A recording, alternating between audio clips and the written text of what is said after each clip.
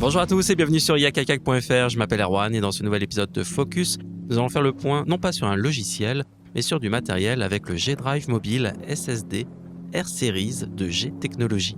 Comme l'indique son nom, c'est un disque portable SSD et le R-Series signifie qu'il est rugged, c'est-à-dire soit robuste ou résistant aux chutes, à l'eau et à la poussière. Pour les chutes, il peut tomber d'une hauteur de 3 mètres. Pour l'eau et la poussière, il est compatible avec la norme IP67. Il supporte une pression jusqu'à 450 kg. En ce qui concerne le form factor, l'apparence, il est vraiment très petit et compact.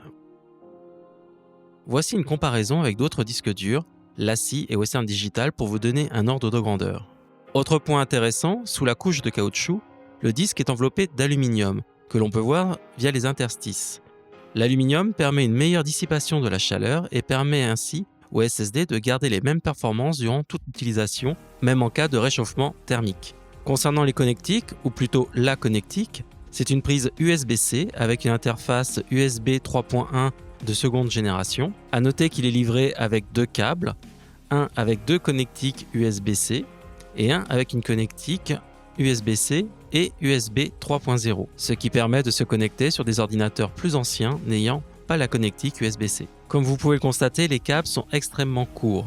On pourrait penser que cela est dû à une question de coût, mais comme vous allez le voir un petit peu plus tard, il y a une raison en fait sur les performances de ces SSD. Justement, concernant les performances, j'ai fait les tests avec deux applications de test pour la vidéo, l'application de Blackmagic et l'application de chez Aja. G-Technology annonce une vitesse de transfert pure de 560 mégaoctets par seconde.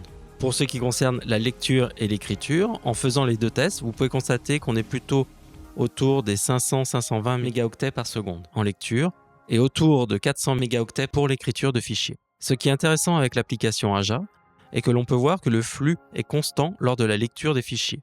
Il n'y a pas de chute ou de coupure lors de la lecture.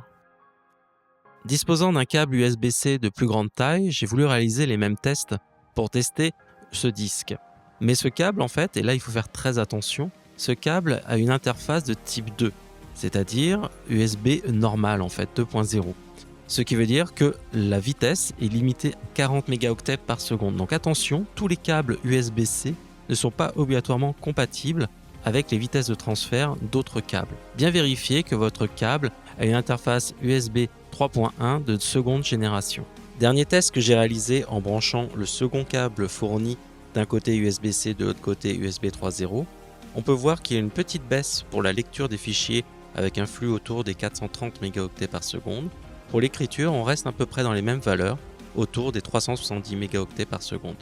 Grâce à ces performances, la copie d'un peu plus de 1000 fichiers comme ici avec une séquence de fichiers RAW DNG en 4,6K pour un total de 11 Go, cela met une petite dizaine de secondes sur le disque dur interne de l'iMac.